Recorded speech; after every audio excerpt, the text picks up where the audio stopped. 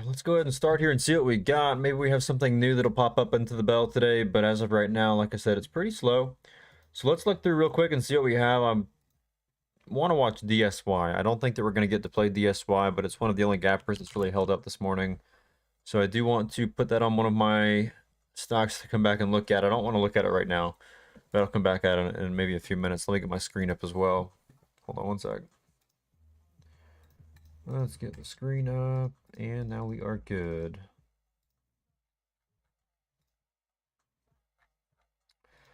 All right. TAOP, BNRG, RNAZ. I mean, none of these look worthwhile, you know?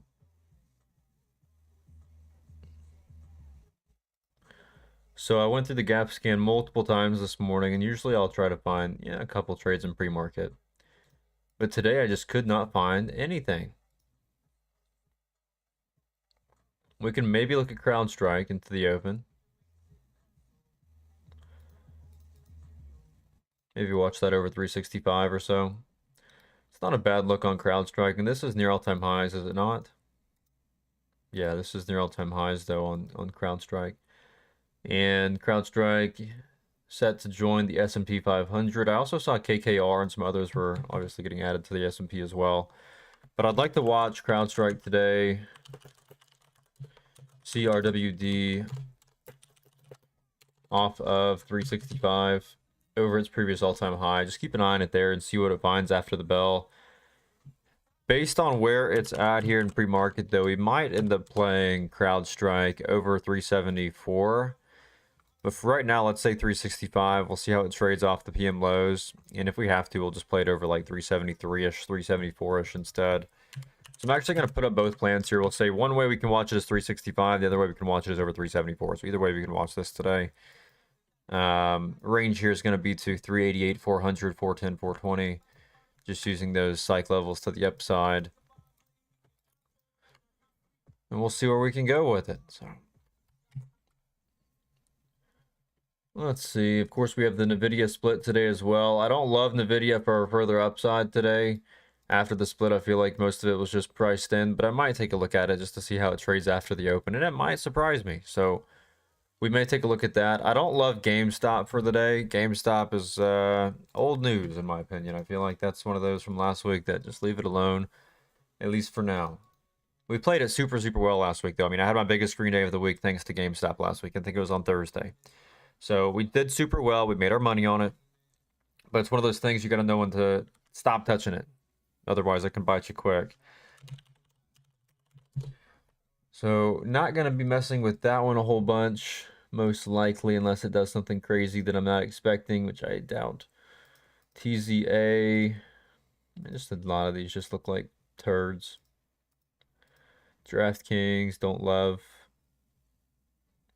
And I was almost going to consider playing DraftKings up into this gap on the daily to about 39 bucks, but there's not enough range there to really provide incentive. So a lot of these gappers just really non-existent. We've already gone through the whole gap list for the morning. So all I found that I liked was CRWD. And again, I don't like NVIDIA. What we can do with NVIDIA is give it a few weeks to pull back. Probably look for entries back around 100, like 105 or so. Look for a swing entry at that point, and you'd probably be set up pretty nicely.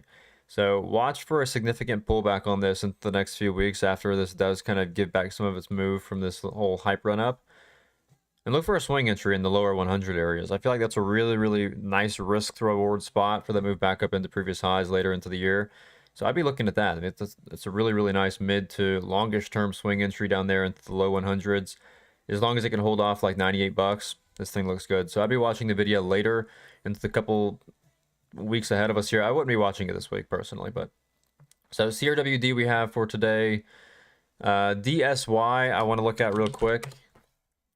This is the only gapper that really stood out to me this morning, and I almost played it, and I really could have played it from 360 to 4, but I hesitated. I was like, I don't love the setup, so I feel like I'm just kind of forcing it. So I actually just left it alone. It's just one of those things where I didn't love the setup, so there's no point in me trying to play it if I don't love it.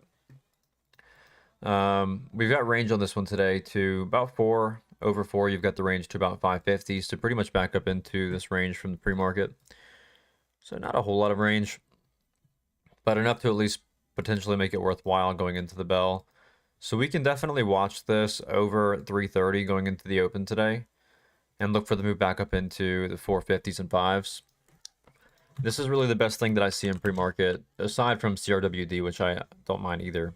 But watch DSY off of 330, off of the dips. Don't chase it under VWAP, but watch it off of the dips into the bell today for the range back up into 4, 5, and 5. That's really the only gapper that I can see that makes sense to watch today. Am I watching the video? No. So like I said, that's all mostly priced in. I'll watch it the next few weeks.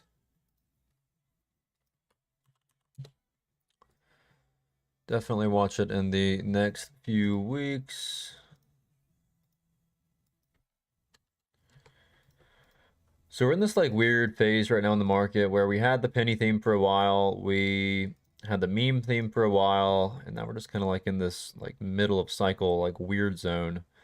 KWE moving, but not a whole lot of range here. You only got range about $1, so I'll be a little bit careful with this one here. Maybe keep an eye on this into the open off of some dips, but I wouldn't take it up here in the 80s or 90s. Let's see. Aside from this, nightly watch list wise, we've got a few more setups.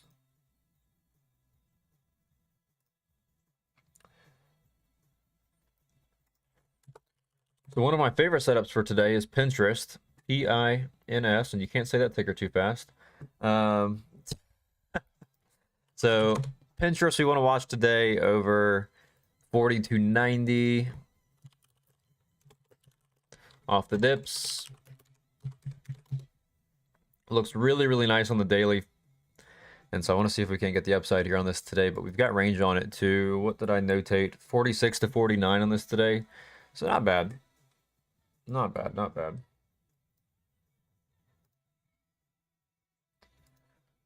What about Adobe? I haven't looked at Adobe yet this morning. What is your reasoning to be watching Adobe here? It looks a bit backside to me, at least. Not a whole lot of range there. What are you looking at for on it? Let's see. Back to the nightly watch list. Meta we want to watch today, or really just this week. I kind of doubt that we play this today because we need to see a pretty significant pullback into the 485s. But I want to watch this today under 485 on Meta. So we're going to say under 485 off of 480. We've got Novavax, which is also one of my faves for the day, off of dips over 1685. This is the one that we banked on last week a few days, and we did awesome on this. I think we caught like a 15% win on it one day. So Invax, we're going to watch it this week again over 1685.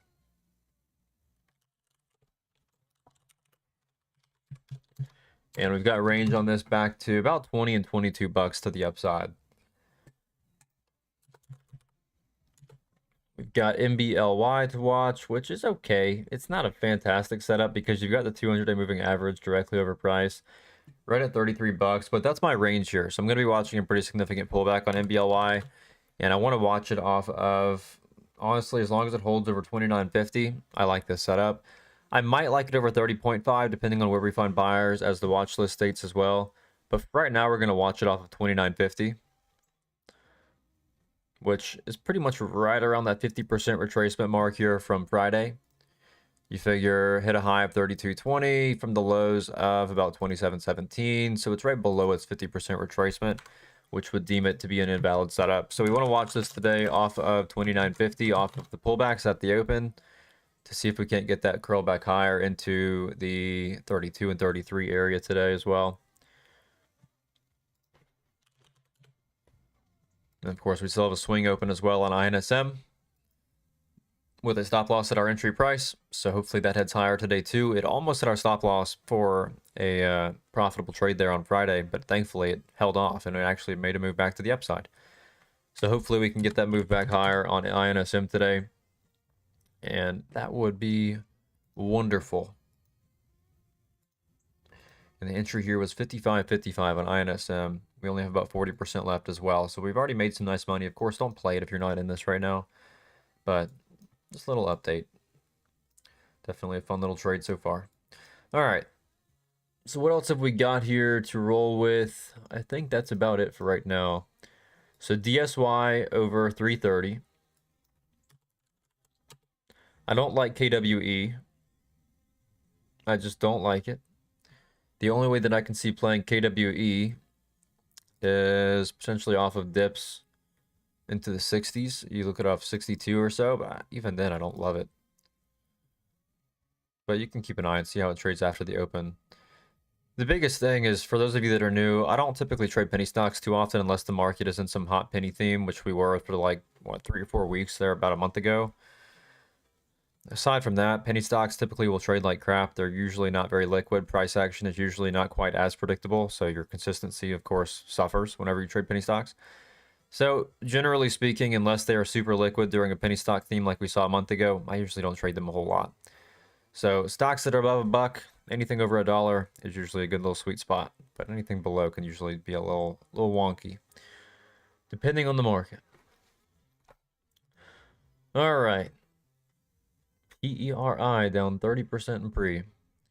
So we have CRWD, DSY, Pinterest, Meta, Novavax, and MBLY. Let me get these two setups on CRWD and DSY put on the pre-market watch list real quick.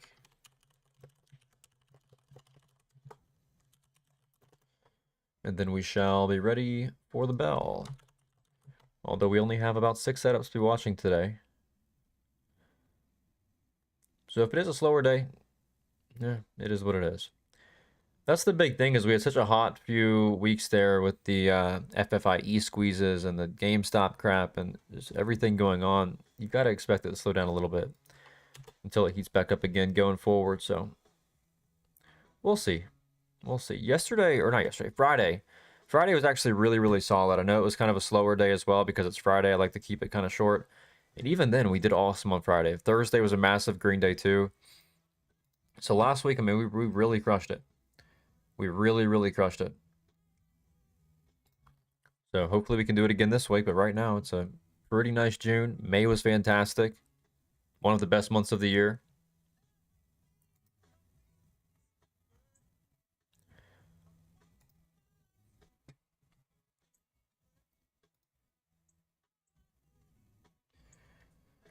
People are concerned about the Fed meeting this week. Yep, we do have FOMC this week, so that's going to be a little hindrance to our opportunity out there.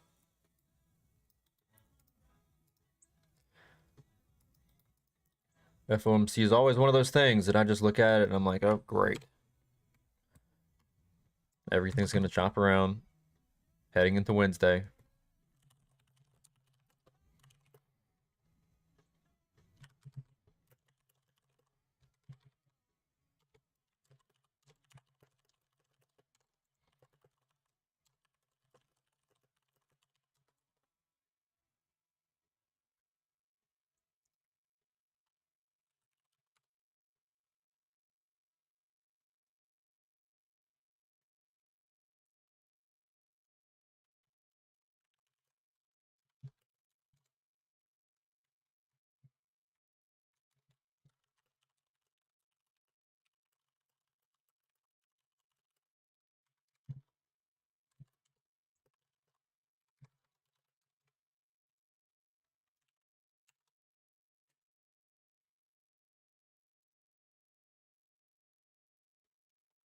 How many shares are you thinking of putting in? So were you in the class last night? Because we talked a lot about sizing last night.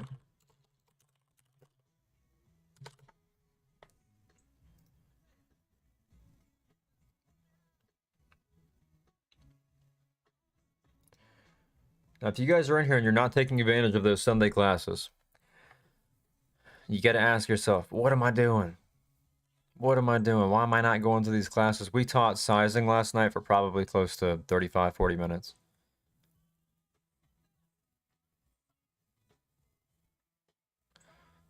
So it's one of those things. You got to learn. You got to show up. You got to be there.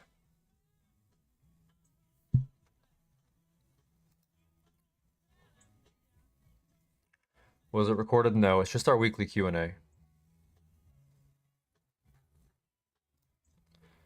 But we had a lot of really good questions. There was about 30 of y'all in there last night. A lot of really good questions.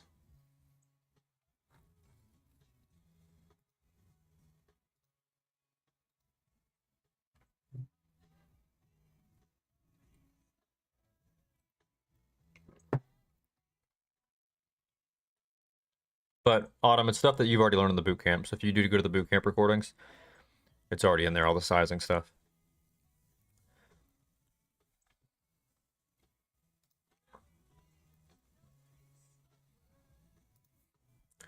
So we have about 8 minutes until the bell, guys.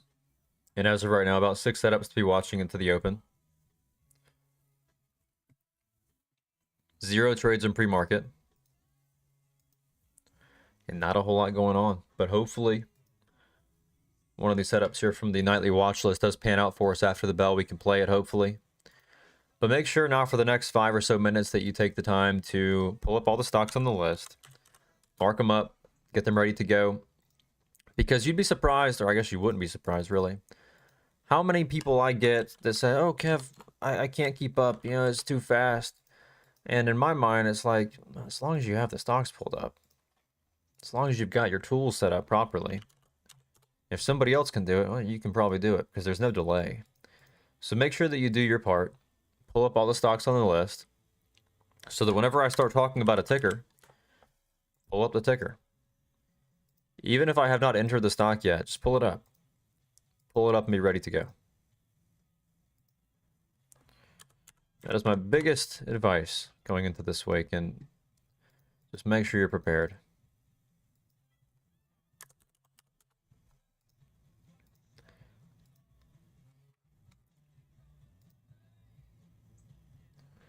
The sizing talk was helpful. Yeah.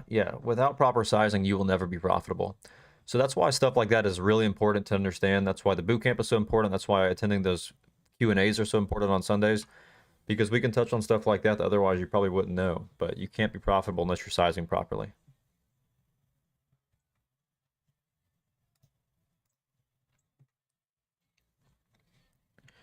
Now, if you guys have any questions for the last 5 minutes before open, make sure to let me know. Otherwise, we have quite a few things to be looking at the bell, and quite a few things that are near entry criteria already, like INVAX and CRWD.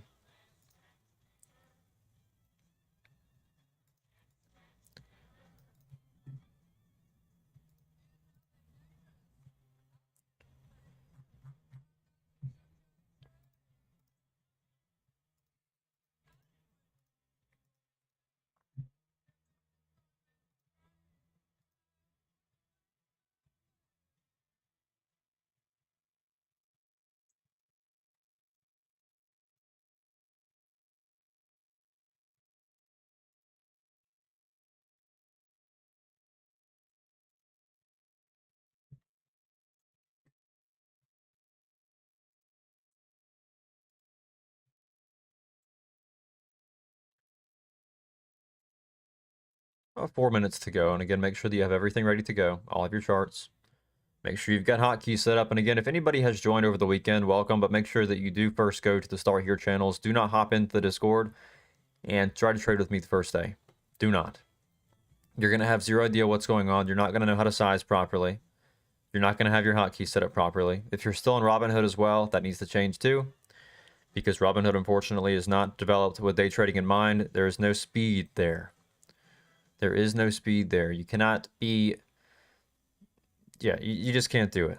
You just can't do it. It's good for the mindless gambling. It's not good for the quick day trades. So definitely get on switched over as well. And you can find the instructions in broker setup. It goes through all the chart setups, the indicators, the broker, like the turbo trader, everything.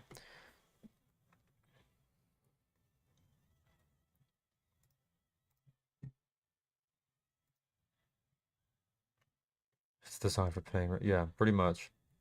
I mean, it's okay for long-term holds. I mean, there's nothing wrong with that. But when it comes to day trading, you need speed, and you're only as fast as your weakest or your slowest link, I should say, which in that case is going to be your broker.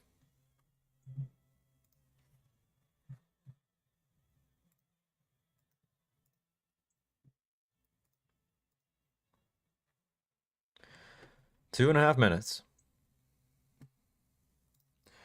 Those of you on TikTok, Twitter, and YouTube, I'm going to go ahead and shut down, but we do have about 7 setups to be watching into the bell today. Those are CRWD, DSY, Pinterest, Meta, Novavax, MBLY. Hopefully a good day today. So far, no trades this morning with a slower pre-market with FOMC coming up this week. But good luck today. Happy trading. And I will talk to you guys later.